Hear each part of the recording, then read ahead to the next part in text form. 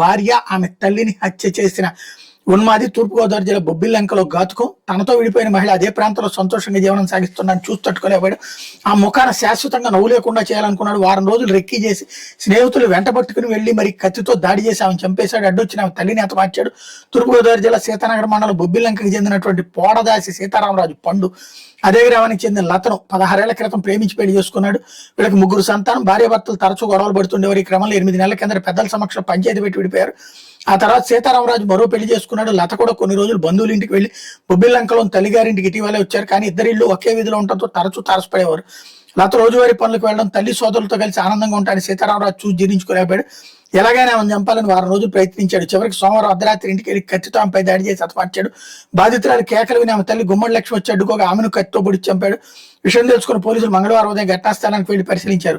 నిందితుడు అతనికి సహకరించిన మరో 3 అదుపులో తీసుకున్నట్టు తెలిసింది. ఫైనాన్స్ వ్యాపారం చేసిన నిందితుడు పాత నేరస్తుడు. అతనిపై వచ్చే కేసు ఫోక్సో పలు కోట్లాట కేసులోనే.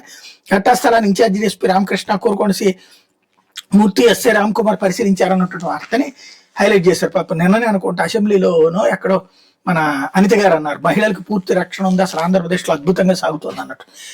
ఇకపోతే సాక్షి యుద్ధకాండ అన్నటువంటి వార్తని హైలైట్ చేశారు.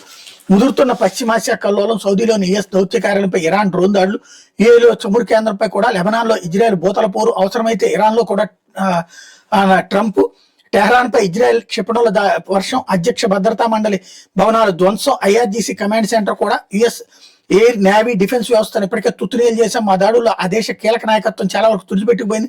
పరిస్థితి చాలా దూరం వెళ్ళింది. ఈ దశలో చర్చలకు ఆస్కారమే లేదు. ఇరాన్ని పూర్తిగా దారిలోకి తెచ్చేందుకు కావాల్సినంత అపరిమితమైన సాయుధ సంపత్తి అమెరికా వద్ద ఉంది. అవసరమైతే ఇరాన్లో బోతల పోరుకు కూడా వెనకాడబోమన్నట్టు అని హైలైట్ చేశారు. ఇకపోతే అంగన్వాడీలపై ఆటవిక దాడి, ప్రభుత్వంతో చర్చలకు పిలుస్తామని ముందు రోజు రాత్రి నమ్మబలికి అమానుషంగా అరెస్టులు చేస్తారా? 2 ఏళ్లు అవుతున్న అంగన్వాడీలకు మీ ఎన్నికల మేనిఫెస్టో ఇచ్చిన హామీలను అమలు చేయరా? సుప్రీం తీర్పు మేరకు గ్రాట్యుటీ, కనీస వేతన పెంపు హామీలు ఏమయ్యాయి? దీనిపై మేము ప్రశ్నించడమే నేరమా? నాడు గుర్రాలతో తొక్కించారు, నేడు పోలీసులతో ఈడ్ చేశారు. మీరు మారలేదని రుజువైంది బాబు. పర్యవసానం అనుభవించక తప్పదు. అరెస్టులతో ఉద్యమాన్ని అణచివేయలేరు. డిమాండ్లు నెరవేరేదాకా పోరాటమే. చర్చలంటూ మంత్రులతో కబురు పెట్టి అక్రమార్షలు నిర్వహించడంపై బొగ్గుమన్న అంగన్వాడీలు, పోలీస్ స్టేషన్లు ఎదురు బైఠాయింపు. విజయవాడ ధర్నా చౌక్లో తెల్లవారుజామున రాక్షస కాండ, రోడ్డుపై అంగన్వాడీలు నిద్రిస్తున్న టెంట్పై కాకియాల మెరుపు దాడి, మగ పోలీసులతో ఈడ్ చేసి వ్యాన్లకు తోసివేత, అరెస్టు, పలువురికి మహిళలకు గాయాలు అన్నటువంటిది హైలైట్ చేశారు.